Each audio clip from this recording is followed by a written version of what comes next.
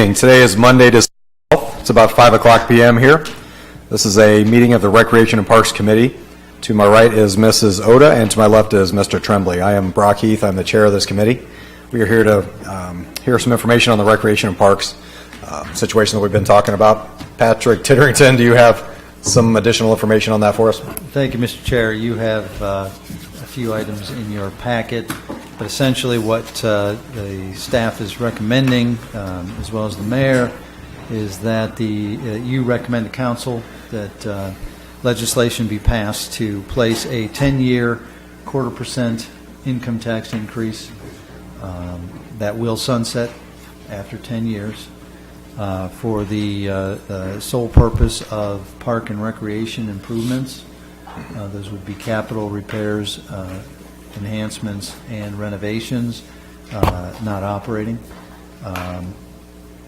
And that because of the timelines, we're recommending that it go on May 2nd primary ballot, which would be the first one, first scheduled election in 2017.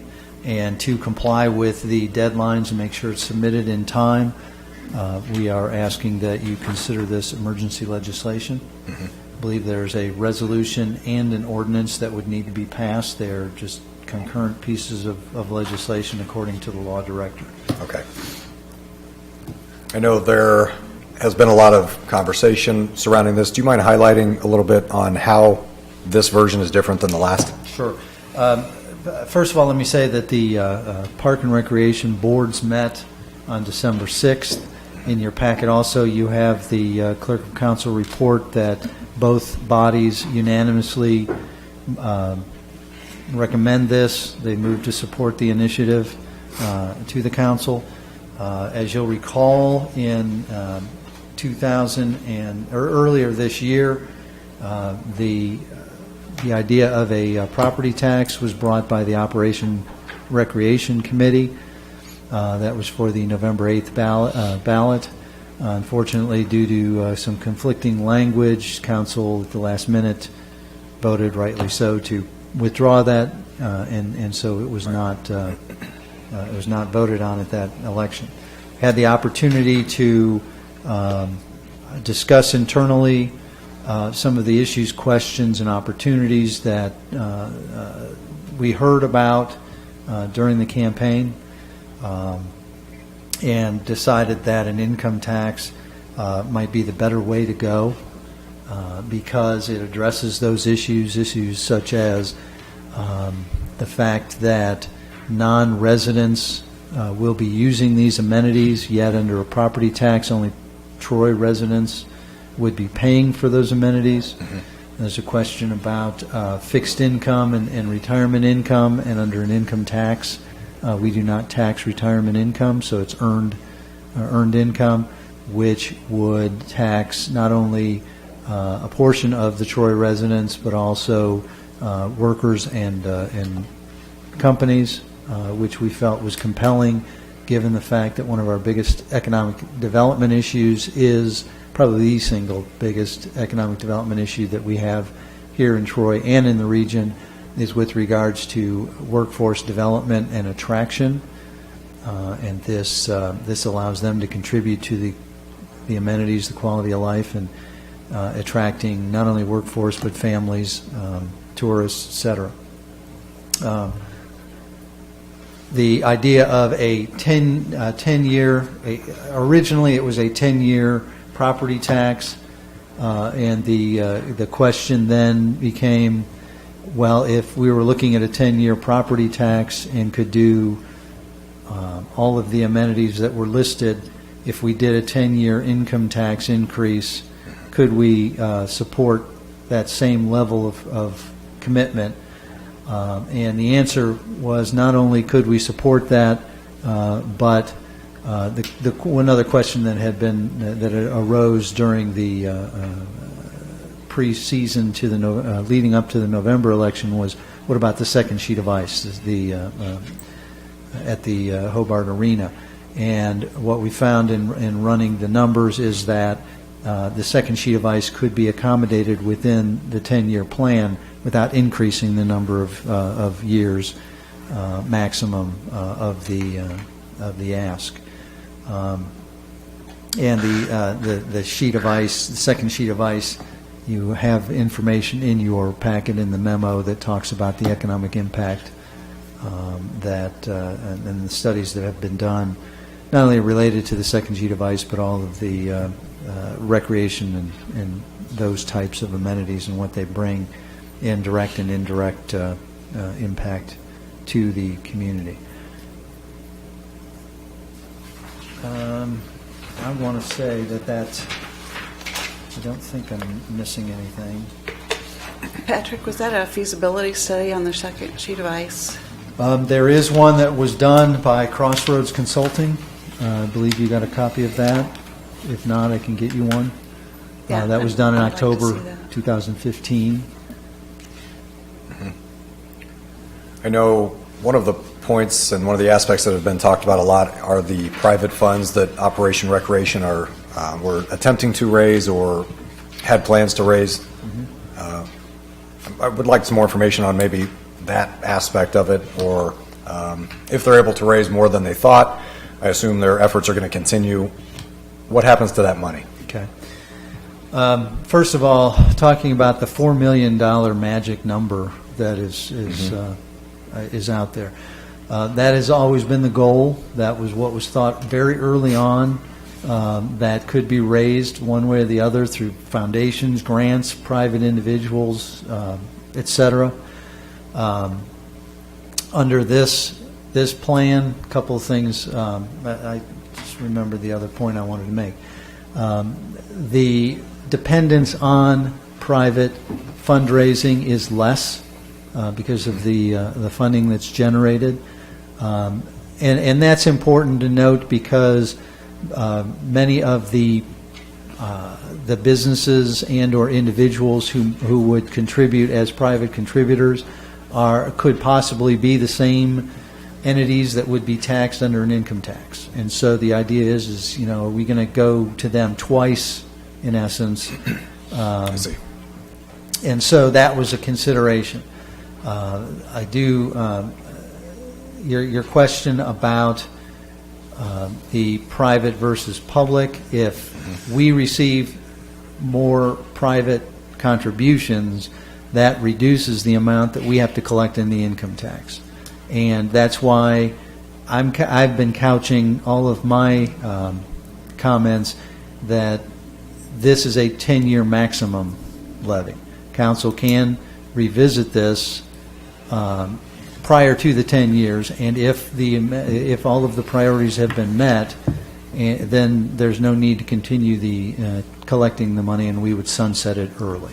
So we can actually stop it before 10 years is up. If we get more money than we need, we can stop it early. We could, and we do have, one example of having done that in the last 5 or 6 years now. Okay. And that was related to the permissive tax, the first permissive tax that was put on specifically for the Adams Street Bridge improvements. That was to be a 10-year permissive tax, and it ended up, the council ended up sunsetting that after 3 years, I believe. Okay. The reason I'm asking that is that was one of the aspects that I liked about the entire project. They were raising their own money, doing their own work, and then saying, we're a little short, or we're a lot short, help us out in this. It was less attractive when I heard that they were wanting to just get all of it without raising that private funds. Sounds like there's still some effort to do that. And in light of this, there's a lot of benefit to continuing those efforts then. So I would just ask that Mr. Phillips with the chair and your entire group continue to put those efforts out there to raise as much private money as you can, because it sounds like if we get enough, we can actually stop it early. So I know it's not fun to go ask for money. Nobody likes doing that, but if it was just going away or there wasn't a benefit to that, then I could see those efforts going away. It might be tempting that now that it's paid for to stop or to reduce those efforts, but I would say if there's a chance for us to end that early, that'd be great. Sure. And the members of the Operation Recreation Committee are here in the audience. as you've alluded to. The other point I wanted to make, that the idea for the income tax versus property tax, and why another reason why income tax is the preferred way to go, is one of the questions that we heard several times is, well, if we don't, if the private money all isn't there, or if some aspect of the money fundraising doesn't come to fruition and there's not as much money to get everything done, we had to prioritize, and council would have to prioritize, and there'd be a chance that you wouldn't be able to do everything under the property tax scenario. Under the income tax scenario with the 10-year plan, there are no priorities. We'll be able to do all of the projects. Makes sense. What other questions are there from the committee? If the tax goes, we approve the tax to go on the ballot, and the tax gets passed, we would then, with that mandate, go out and raise money through bonding to actually build this, to actually have these projects performed? I'd anticipate that would be a question for the auditor, but as in our discussions, yes, that would be the way we would want to go. Which would mean you would get started on it quickly, even though you're going to pay for it over 10 years at the max. Sure. We could use cash flow in the short term.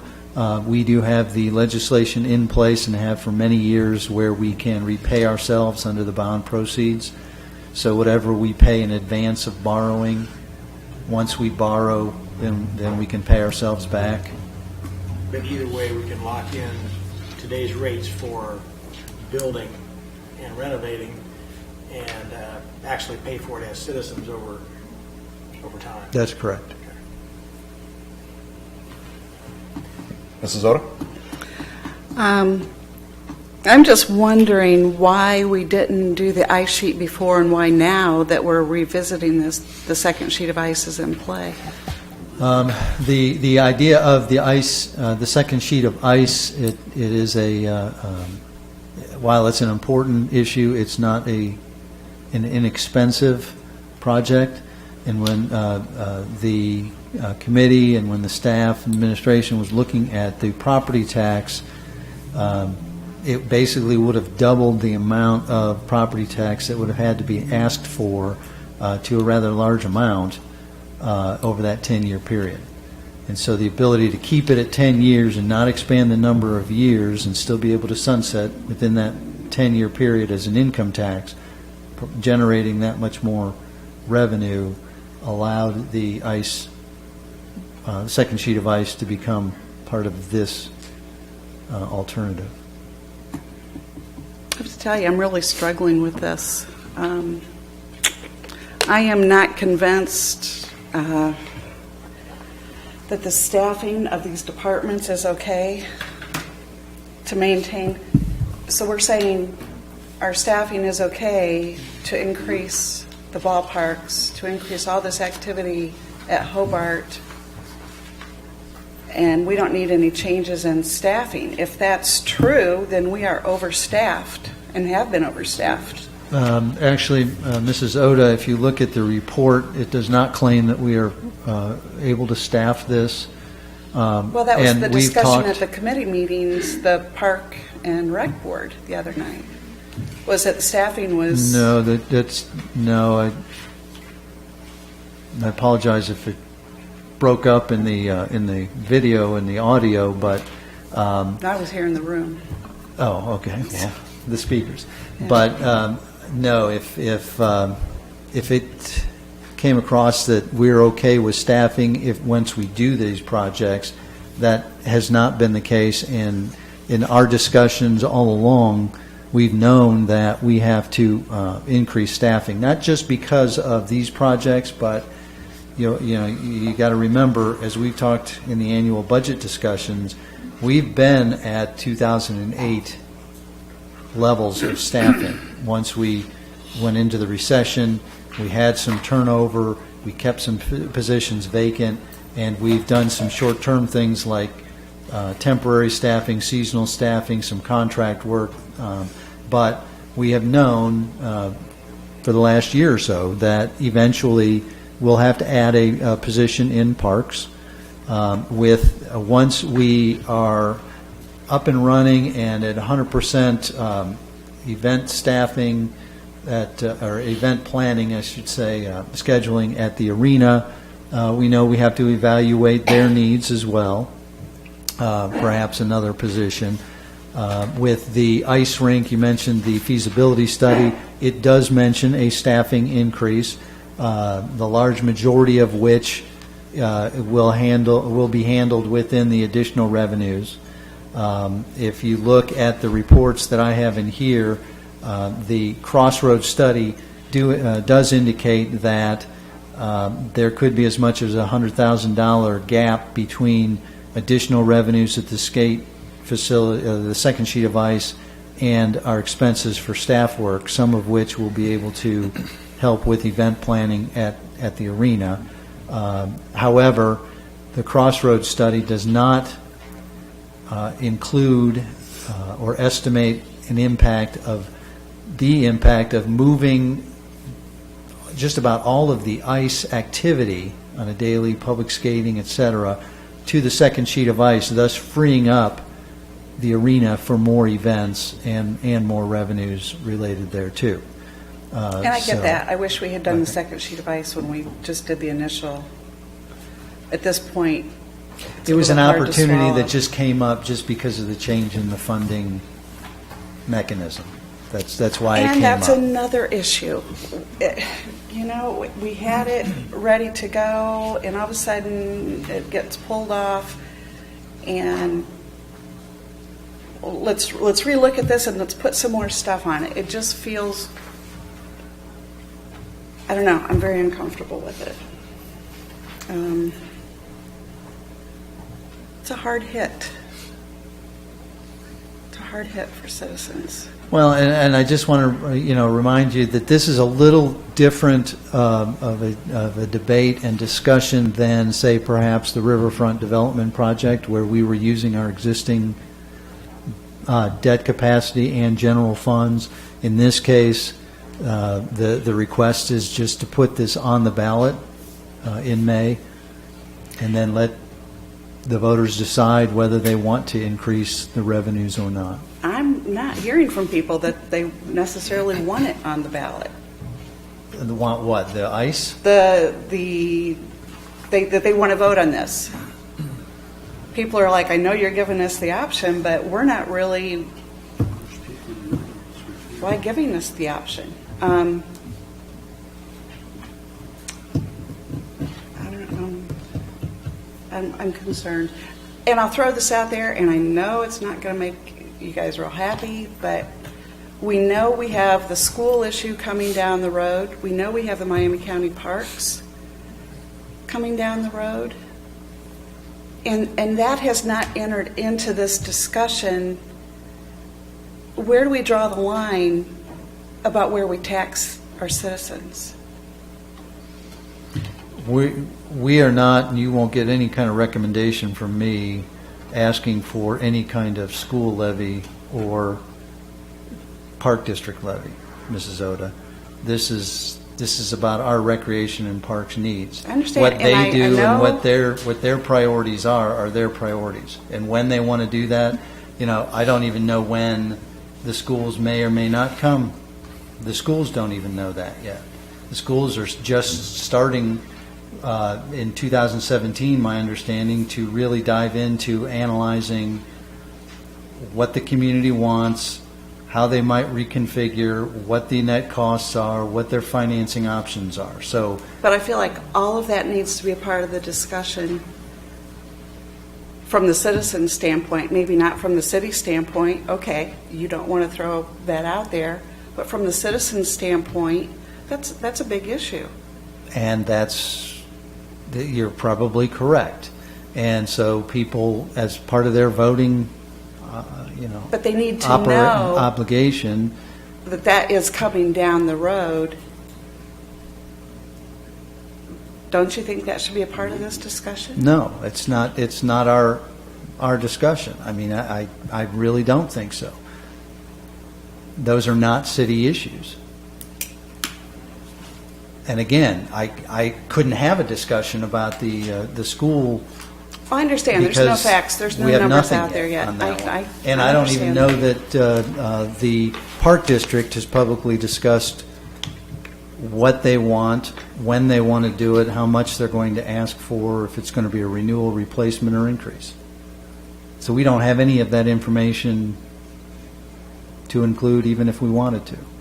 I did vote in favor of letting the previous proposal go on the ballot. I am just really having second thoughts about this one. Thank you. Mr. Phillips, do you mind? I've got a few quick questions, and maybe other people do as well. Been waiting with bated breath. I thought you looked ready to jump up. Bob Phillips, 2610 Amberley Court, City of Troy. It's Troy City Councilman, President of Miracle League of Miami Valley, and the Chairman of the Operation Recreation Levy Committee. For the benefit of the folks that will watch us online, we're going to rehash a lot of stuff here because we hopefully know all the ins and outs, but folks in the community may not. But the Operation Recreation Levy Committee is made up of 13 groups. It was 10, and we've grown because of the addition of the ice rink in this proposal. We are working closely with the City of Troy and the Mayor's Office in order to secure and promote the passage of a limited term 0.25% increase in the city's income tax to support this comprehensive recreational initiative, which are several projects.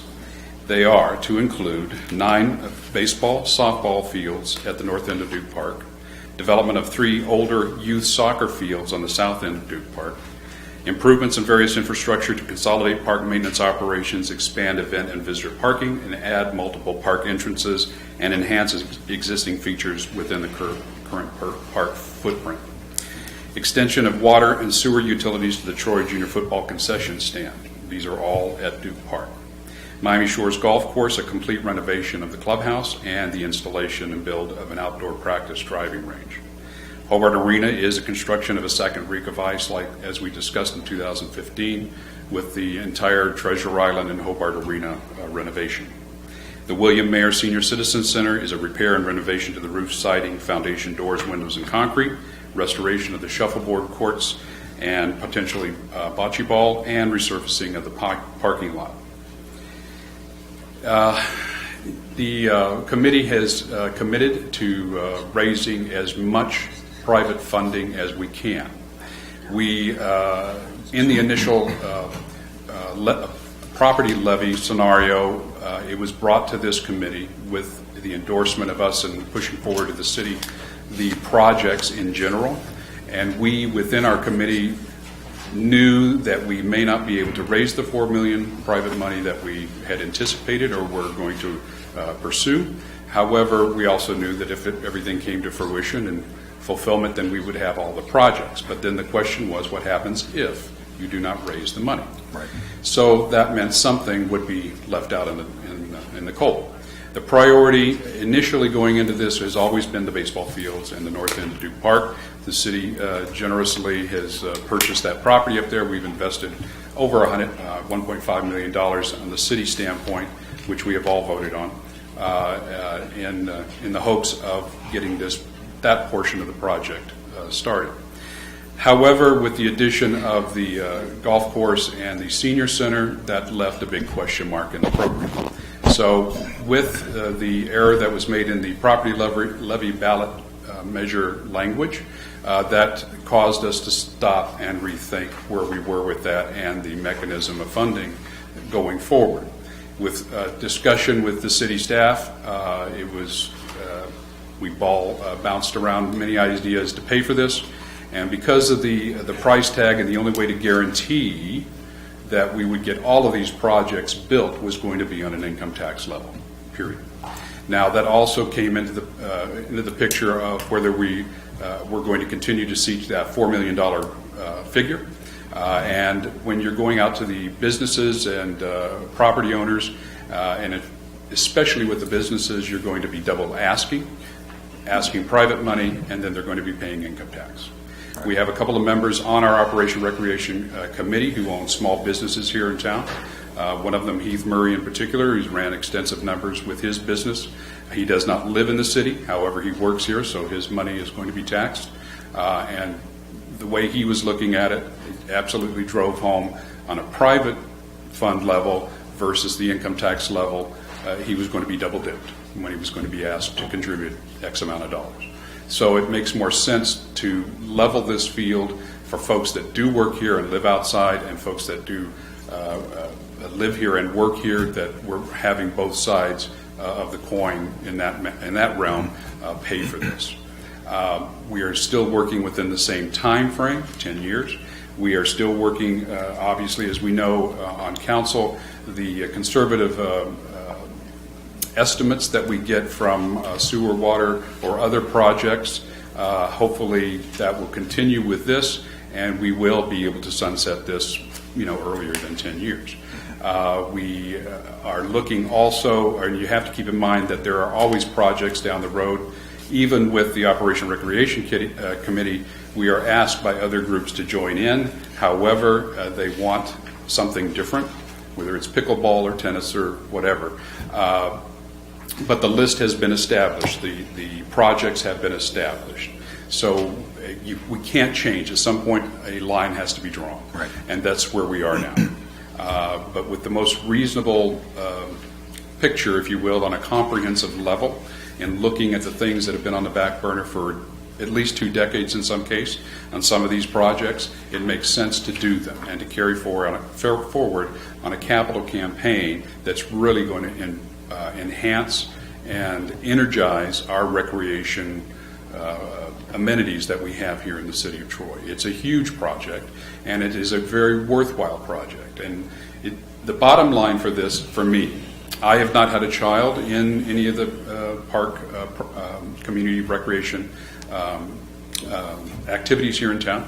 I haven't even had a grandchild in it, so it's probably going to be one of my grandchildren down the road that will be playing on some of these fields.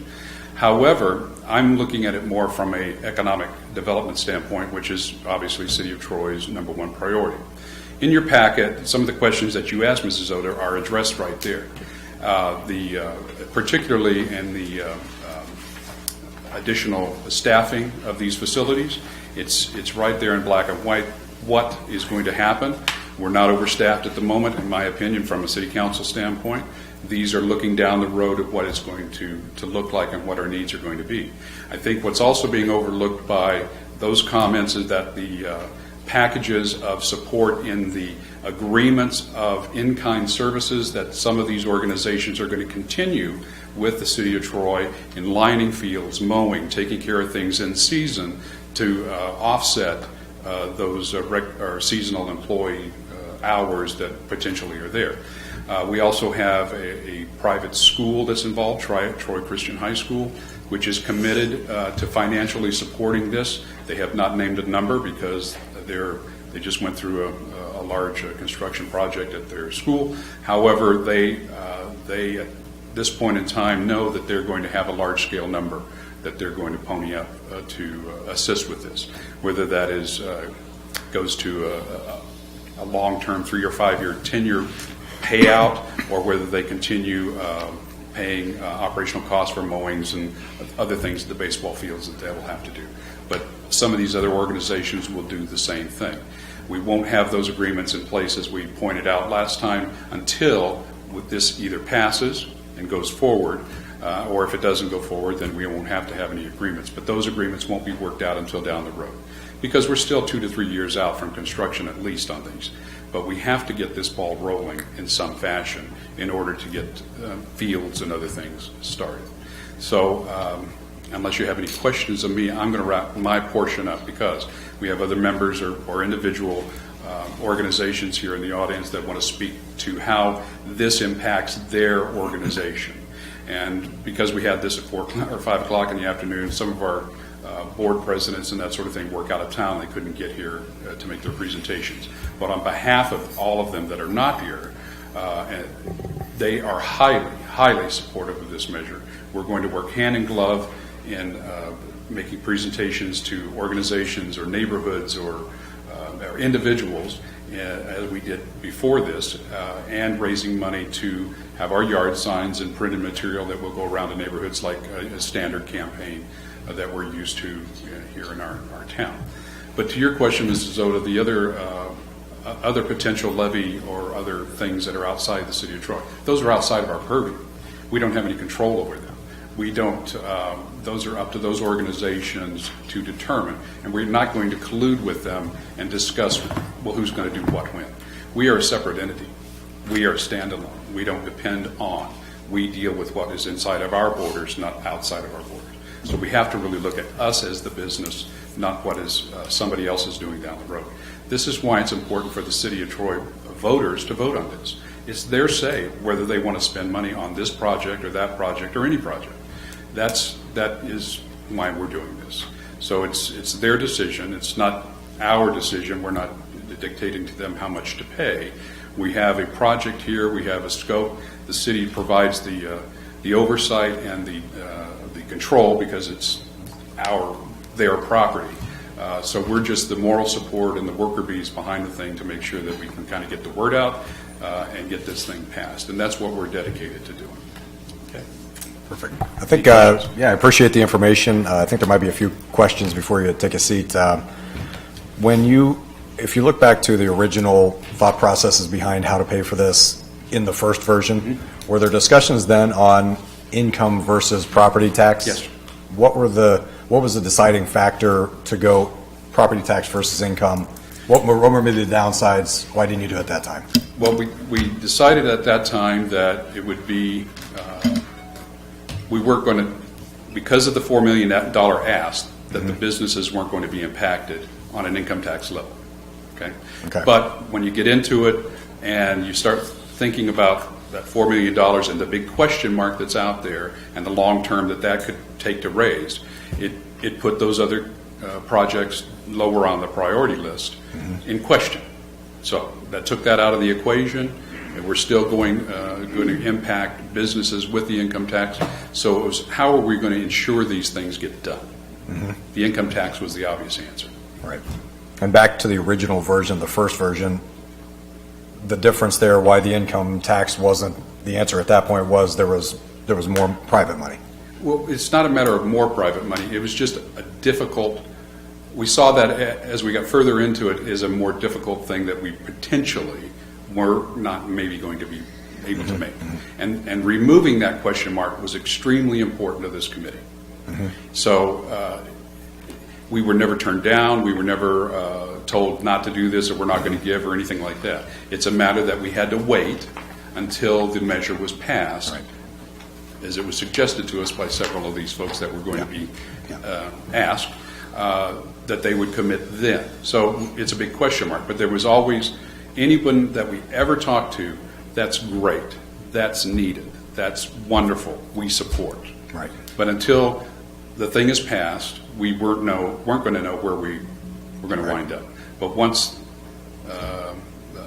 it put the situation that we're in now came to light and kind of started more discussions, how do we remove this question mark? And this was the way to do it. And I guess I was trying to uncover if they were both on the table, the first version, and you decided against the income tax. Yeah, that's why I was trying to find. And we're doing it now. What are the downsides to that, and what are we not seeing? I don't believe there's a downside, quite honestly. Okay. Because this, the upside is we're removing the question mark of whether the projects are going to go forward and be completed. Because when you put something on a list, the expectation is it will be done. Right. Okay. So let's guarantee as best we can, and still go forward and ask for private money to go into this, because there will be things that are not included in the scopes of these projects, scoreboards, other things that are going to come along that are going to be wanted and needed, and that's part of what this $1.5 million that we're hoping to target to do. Also, the Miracle League is $500,000 of that $1.5 million. Okay. And that's still a private money ask and not going to take any of the income tax or property levy money or any taxpayer money directly. I have one yes, more before question, you- Bobby. yep.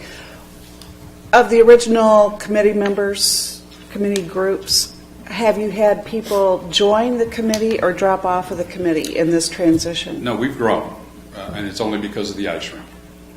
All of those organizations that are affected or involved with that have jumped on board, but the rest we're all still here. And is there a list of those committees that are on? It should be in your packet. It should be on the second page, I believe.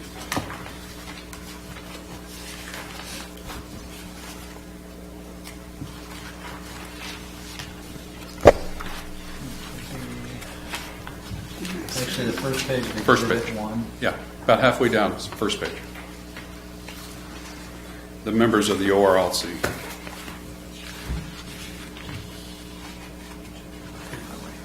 Maybe page 6 of your 6. packet. There we go, members.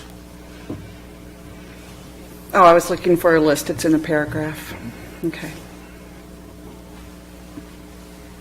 All right. Mr. Tremblay, do you have questions for Mr. Phillips? Not really a question, but a comment that people were wondering about the ice rink or the second sheet of ice.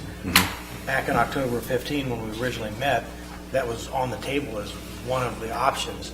But as soon as we saw the price tag, that would have eaten up our limit, which our auditor said was $10 million. And so that would have eaten the whole thing up for there, and we would not have been able to renovate the arena, nor do the marina, nor do the Treasure Island. Correct. So that had to go away right there just because of the price tag. Correct. Now, the adding of it here at the end, it's like, we all knew a lot of people wanted it, we could see the value of it, but until we could figure out a way to get the money to do it, that was the problem. is That's finding a true, way and to finance it. I'd forgotten that point. And originally, or almost a year or so ago, when I'd gone back and looked at the comprehensive plan for our Parks Department, Mrs. Knight dug out a 1979, I believe it was, comprehensive park plan, which is the last time that a comprehensive plan was done for our city. And the same issues in that document are the same issues that we're dealing with today. We need, we want, we'd like, but how are we going to pay for it? Okay? And this is how we're going to pay for it and get these things done. And some of those same items that are in that report we're dealing with today. Bobby, will you just, who are the new groups that have Troy come on? Skating Club, Troy, let me get through this sentence here. Troy High School Hockey, Troy High School Hockey, Troy Skate Club, and the Troy Youth Boosters, Junior Boosters. And is Riverside still a part of this? Riverside has never been a part of this. Riverside was not a part, okay. I thought they were part of the Miracle League thing. No, they are not a part of this at all. Okay. I mean, it's where our clients or our players will come from. I mean, that population, but as an entity, no. Okay. If there's a Troy High School soccer club, I want to serve on that committee, if that's okay. I don't know that it's spelled the same way that you're Okay. indicating. So, I'm sorry. Yep. Any other questions for Mr. Phillips before he? No. And I know I have, like I said, other members of the organization behind me that want to speak about their individual clubs and that sort of thing. Absolutely. Before we let Mr. Phillips go, or anyone else have any questions on for Mr. Phillips, other members of committee? Mr. Or- Phillips, Yes, sir. on the second sheet of ice, I need to preface this by saying I think it can be a gold mine. I think there are some tremendous assets to it. It can also become a pit, a la Hare Arena, Wright State tried, Kettering's in trouble. Has there, and maybe Ken would be better to answer this one, have we already got kind of highlighted the pitfalls that other people have encountered, so our efforts to achieve a really great facility does not go the way of some that have not been so successful? Well, I'm going to let either Mr. Titterington, Mr. Seiler, or even Kathleen Slack answer that question. However, I will say that the issues that Hare Arena you're alluding to are not part of the equation here. Due to, I think, in what we've gleaned from the news reports and that, it was a failure to invest in their infrastructure that was their downfall. And that is something that we have to be mindful of as city council folks, is that we are responsible for investing in the future of our infrastructure and our amenities here in town. That's part of our responsibility to look ahead as business people, because the city is a business, and we have to attract, keep, and have things attractive to be used, because the golf course, the aquatic center, the Hobart Arena, any of the other parks are not going to go away.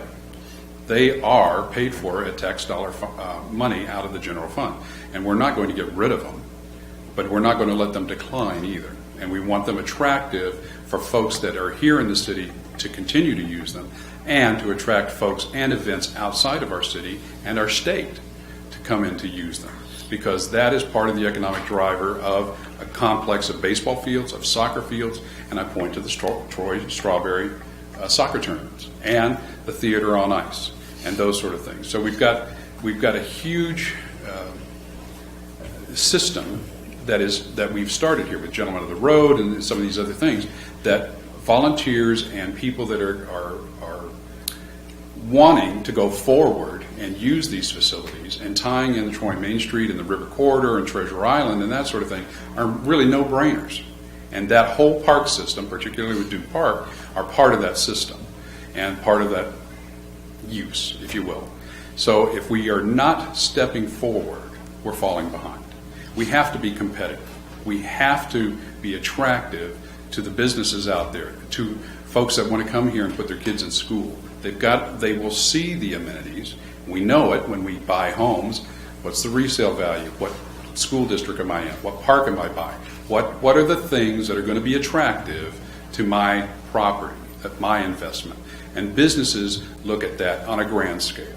And then we, as, again, the stewards and the keepers of the gate, so to speak, have to be investing in our future of our city here to keep it viable, so that we don't fall behind and have to play catch up and spend a lot more money. Just to clarify, Mr. Terwilliger, really when you bring up the examples that you're bringing up, you're really comparing apples to oranges with what our project would be if passed, if constructed. There's a big difference between the two, because the facilities that you're talking about are single sheets of ice. There's nowhere in this region that there are two sheets of ice. And so where we would be truly unique would be that we would be adding a second sheet of ice, not closing down the one at the arena and exclusively and only having the second sheet of ice as our only ice. We would be able to attract many events that are not able to be attracted anywhere in this region because there are not two sheets of ice at one facility. And Mrs. I'm sorry, Mr. Jennerton, but to add on to that, Mrs. Slack, the Troy Skating Club, they have already started fielding calls about ice usage that they need. They have had to turn kids away because of our facilities at this point can't take the numbers that are standing in line. She's had to refund money because people prepay and then they have to have a cutoff and then refund money and stuff. So it's a matter that it's economical, even though it's a large price tag. It's an economical thing to have that sheet of ice where they can practice when events are going on at the facility and not have to rush with the staffing to work 24 hours or 36 hours in order to tear down setup and that sort of thing. And they can take their time and do it during normal work hours and things. So there's an offset to some of these operational costs that we're talking about that, obviously we don't get into the weeds on, but the staffing does with their staff report and that sort of thing. So anyway, unless there's a lot of other things that I could probably say, but unless you do have any questions from me, I would like to hear from the individuals of the organization. So. Yeah, I think as long as no other council members or anyone in the audience has specific questions for Mr. Phillips, then we can move forward with other members of your group. Thank you. Thank you. Patrick, well, somebody's coming up here. Is this a special election, or is this going to be? This is going to be a primary election.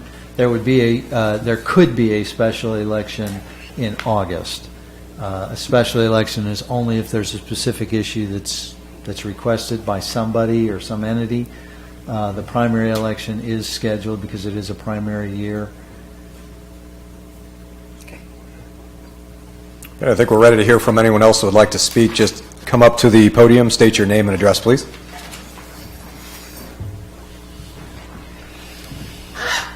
My name is Jeff Waite, 1688 Paradise Trail here in Troy. I am the field coordinator and a coach for the Trojan Soccer Club. The Trojan Soccer Club is the largest select soccer club in the Troy area. I also coach 2 of the teams and assistant coach on another team. I have 3 children, and they're all in the soccer program, the Trojan Soccer Club. I'm also a Troy police officer. I've been a police officer for 18 years, and I'm currently the school resource officer at Troy Junior High. I am here to let you know that I fully support the Operation Recreation proposal to improve our parks and recreation facilities. As a citizen, I know that parks and recreation are an important part of a community for attracting and retaining residents and businesses.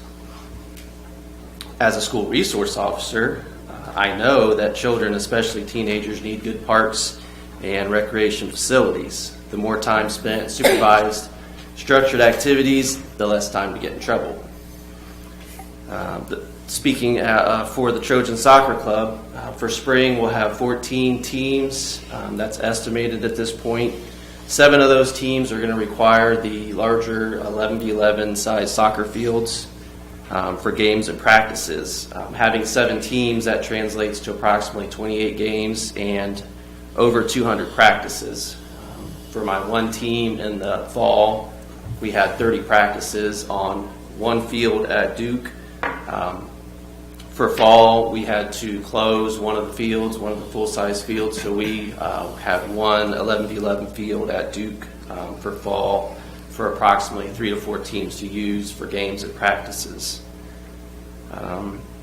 The proposed improvements are for 3 full-size soccer fields and additional parking, as well as entrances and exits for the south side of Duke, and that's very much needed. The additional fields and parking would allow the Troy soccer to prosper and grow. Mr. Phillips spoke about the Troy Strawberry Soccer Invitational, which our club participates in. It's held in May every year. Over 300 teams participated last year in the tournament, which translates to over 500 games. 110 of those games were held at Duke Park during the tournament. The tournament uses 3 venues here in Troy: Duke Park, Archer, and the Ferguson Complex. And because it's so large, they've had to expand out to 3 venues outside of Troy, in Tipp City, Pleasant Hill, and Piqua. Adding the additional fields and parking at Duke Park would allow for more games to stay in Troy and create more revenue for our local businesses. Thank you. Thank you.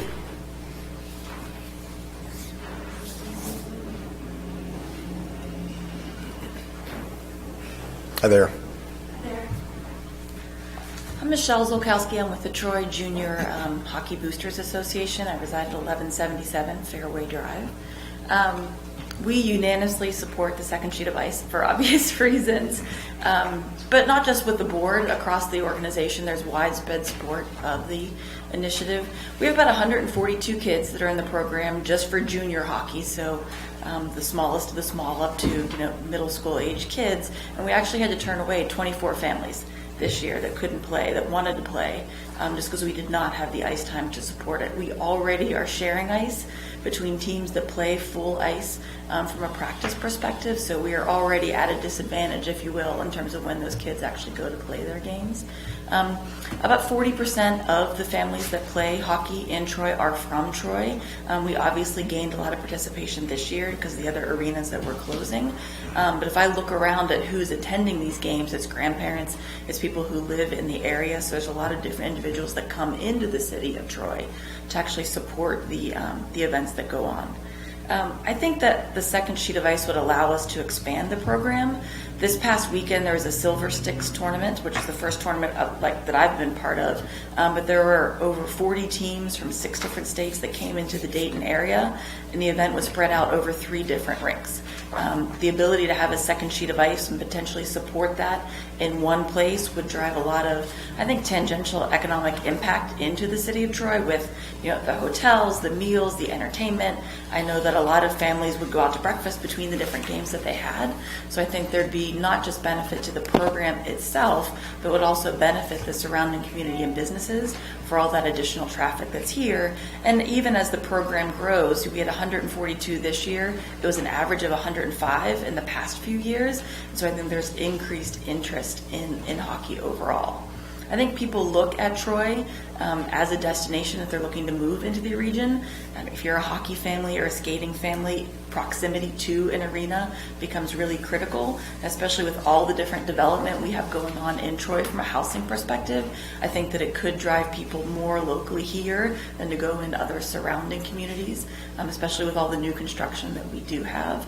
But I also think from an economic perspective, if we look at 2 sheets of ice, what you could do with the ice when it wasn't being used for ice. I've personally been there at 9 o'clock at night when you guys are clearly paying overtime to people to take down the ice to support an event. So you can maximize the practice time for the kids on a Friday night, but then have an event on Saturday morning. Not requiring it to be taken down and brought back up, I think would save from an overtime and a staffing perspective, but I also think it would allow the city of Troy to attract events that it currently can't house. There's different types of conventions or programs that might need more space than what's currently available within the arena itself, that I think that you could actually attract things more so than just hockey and other ice-related programs to the community in general. I think that we've also seen people leaving the region. So there's a few different organizations, curling for one, which has grown a lot of popularity since the Olympic. Our Troy curling team has to play in Springfield because they can't find ice time to support it. And so I think as the initiatives surrounding ice actually grow, you'll find more uses for that second sheet of ice. But I think the bottom line, as a tax-paying citizen, I think it will drive a tremendous amount of benefit. To your point of it being a potential gold mine for the city, I think both from a tax revenue perspective, but also the economic impact, I think it would surely pay for itself over time, and I wouldn't think the return on the investment in it from the community would be that long until it actually could become a revenue generator. Any questions? I have a question. Yes. Of the 3 arenas that were used for the Silver Sticks, are any of those arenas going to continue, or are they some of the ones that are slated to close? No, they'll be the ones that are continuing, so they still would have the ability to service it. But what the challenge was in manning the event, the Sure. number of volunteers that went into supporting that many families were really spread out, and there was a desperate call for participation and volunteers even the day before the event because they didn't have the staff to support it. And so I think, because having 2 sheets of ice is such a unique thing within, this region and community, it would clearly drive more of those type of events to it because it's so much easier to staff and support. Thank you. You believe that if those organizations come to us, we would be able to staff them with volunteers and those types of things? We have no shortage of people willing to support their children who play hockey, myself included. And so if I just think of, we've been volunteering at the Strawberry Fest for the past 20 years, and so there's a good community spirit among the hockey community, Okay. and because so many of us do live within the city of Troy and surrounding area, we always are able to find people to participate and support the programs that we have. And it'd be much easier to volunteer here than it would be to drive, say, to Springfield to actually support an event. Thank you. Okay, thank you. Thanks.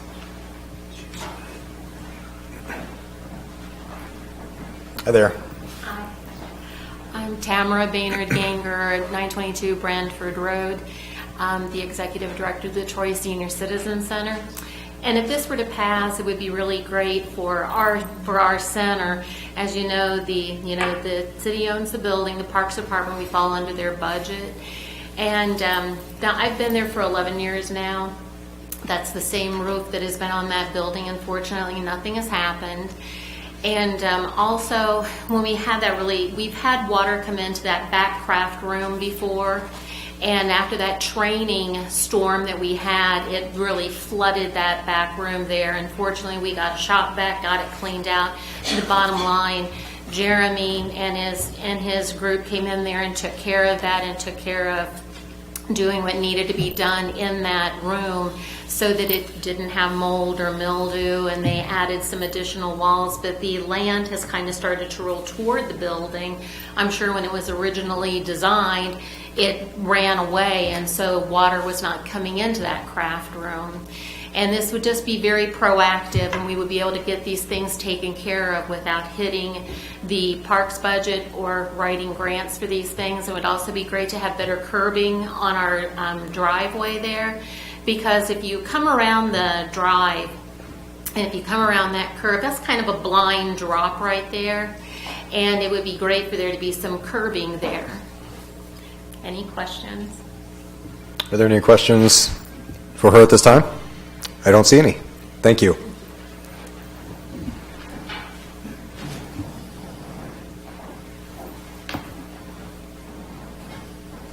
Hi. Hello. I'm really short. My name is Kathy Feller-Slack, and I live at 918 South Mulberry Street, and I've been the treasurer of the Troy Skating Club for the past 9 years. I've been a member for 54 years, so yes, I've been around ever since ever since it started. I wish to speak with you about the Hobart Arena and a second ice surface. We're so proud of the Hobart Arena and its recent renovations. The Troy Skating Club has been in business for 54 years, has a vibrant 501c3. However, our skaters are having to go to Dayton or Springfield to get the ice they need. Our programs have been greatly attended over the years.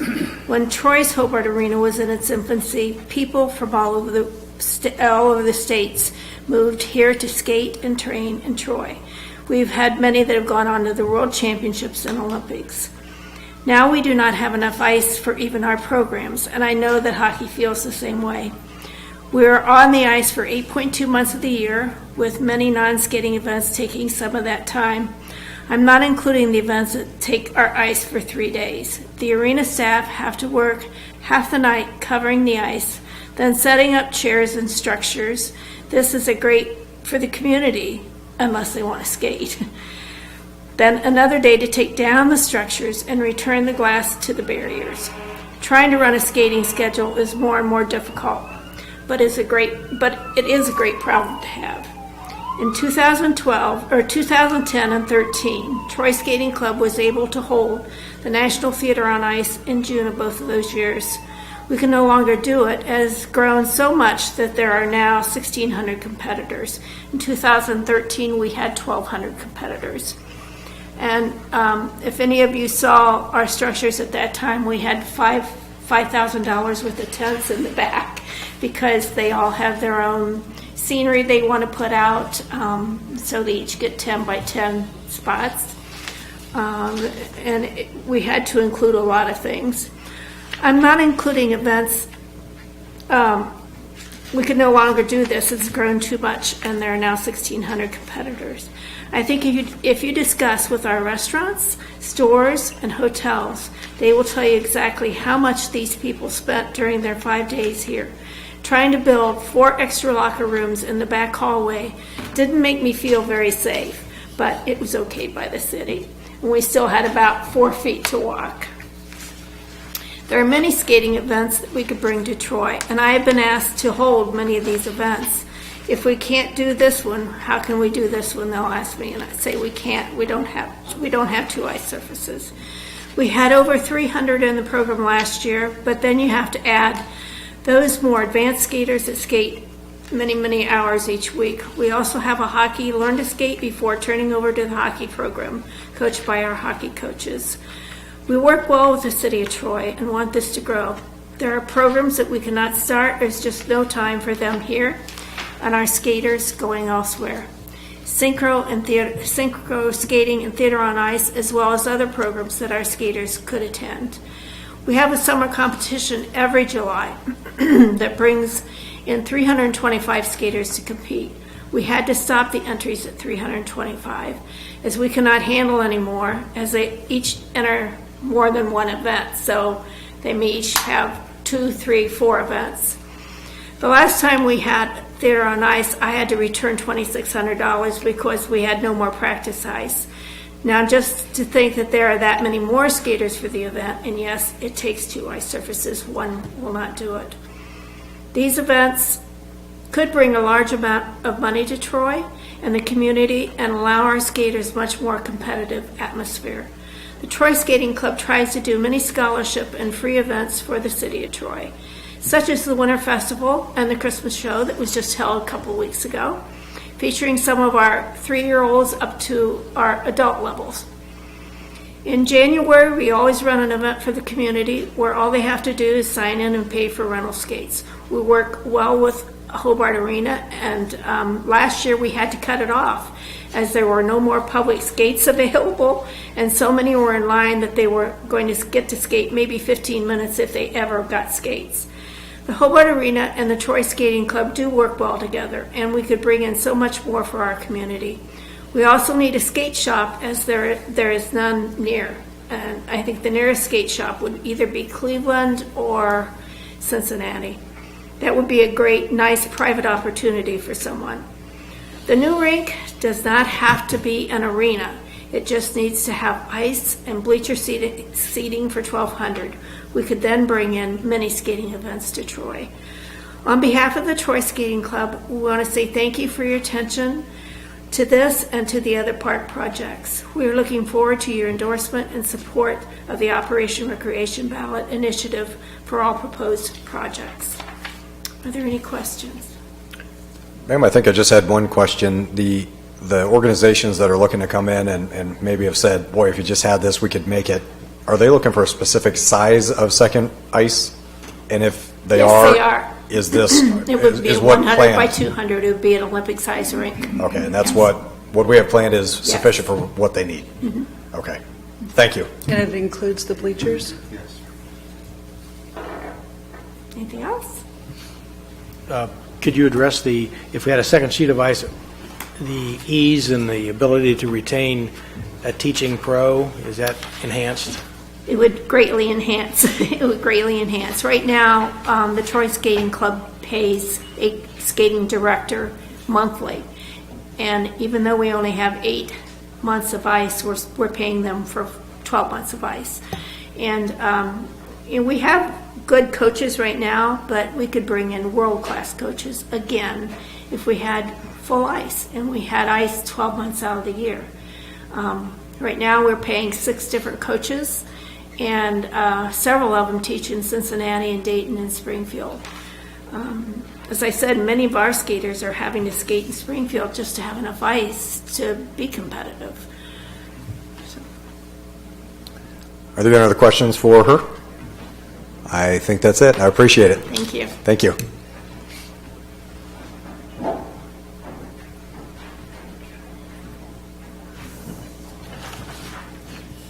Hi. My name is James Taylor. I live at 2670 Kessler-Colesville Road in Troy.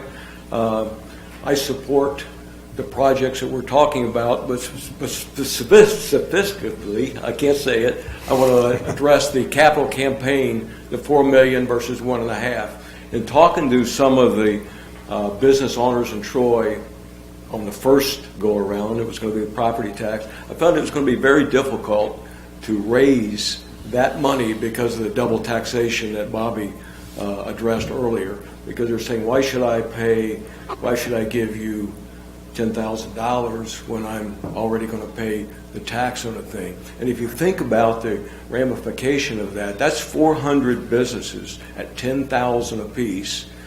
We're sort of committed now to raise $1.5 million. It still could be difficult, but it's more reasonable, because if we didn't raise the $4 million, then the decisions of the senior citizens, the golf course, who was cut, because again, the priority was on the baseball fields. So I just saw, and incidentally, I volunteered to be the chairman of the capital campaign. So I, took the time to ask businesses, what do you think? And as a business owner, a lot of that we have to ask a lot up front, because as a business owner, it's tough to commit 4 and 5 years to saying, like our income tax, or 5 or 10 years. As a business owner, you ask me to commit 5 or 6 years from now, $10,000, $20,000, very difficult to do. So our procedure was, we're going to ask for a lot of it up front. So it was going to be a big chunk. As I say, 400 businesses at $10,000 apiece would have been $4 million. You cut that in half at 200 at $20,000, a large chunk. So I think the way we're doing it now will get, and again, it's going to be difficult. $1.5 million is not a gift. It's going to be tough to raise, but as chairman of the committee, I feel that we can do that. So, thank you. Any questions? Doesn't look like it. Thank you, Mr. Taylor.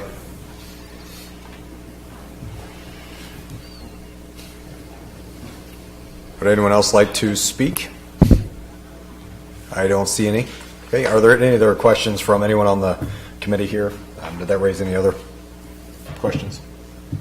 I have no further Good on this questions. side.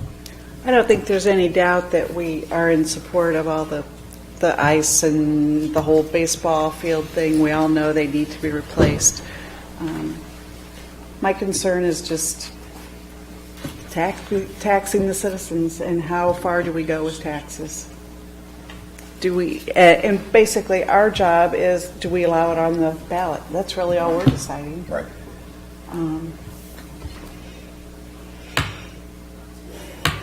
Thank you. Yeah. Are there any other comments or questions from anyone on City Council? Good on that side? My only question comes, I guess, how you're going to propose this. Will it be proposed as a simple send it to the people to vote on? Or does it go with the recommendation of City Council for people to vote on? I think at this point it is purely up to the citizens, and they vote on the way they go. Is there any implied or not implied recommendation for the way that someone should vote? Not necessarily. That's really up to the council.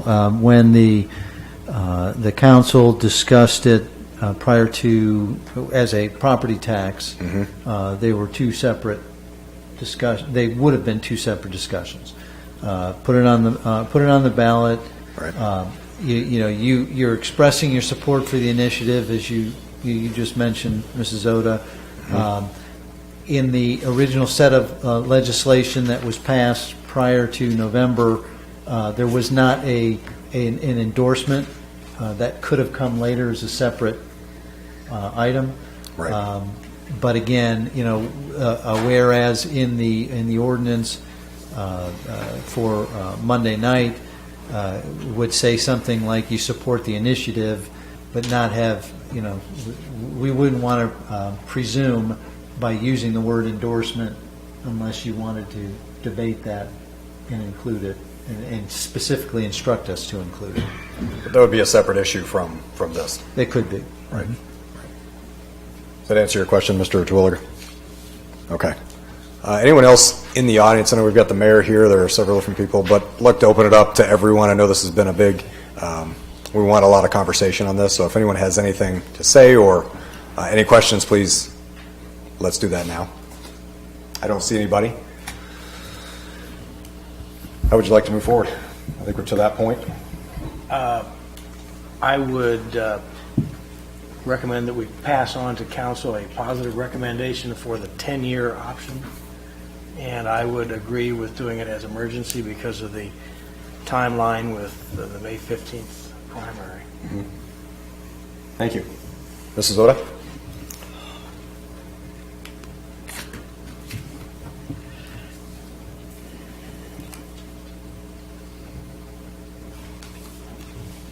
Sorry for my hesitation. I'm just struggling with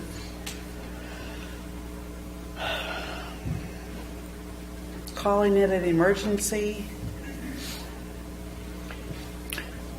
I think the emergency aspect is just for time purposes. Right. I felt like this with the last one. It felt like we were rushing it. It feels like we're rushing this.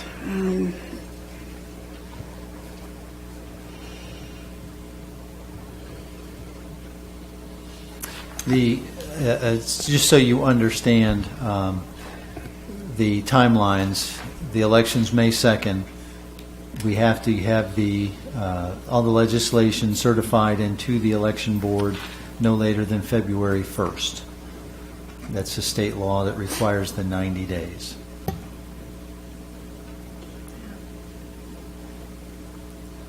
And And that would be past the three readings. You could do the 3 readings, you just can't do both 3 readings and wait another 30 days past that, otherwise you blow right past the deadline. Right.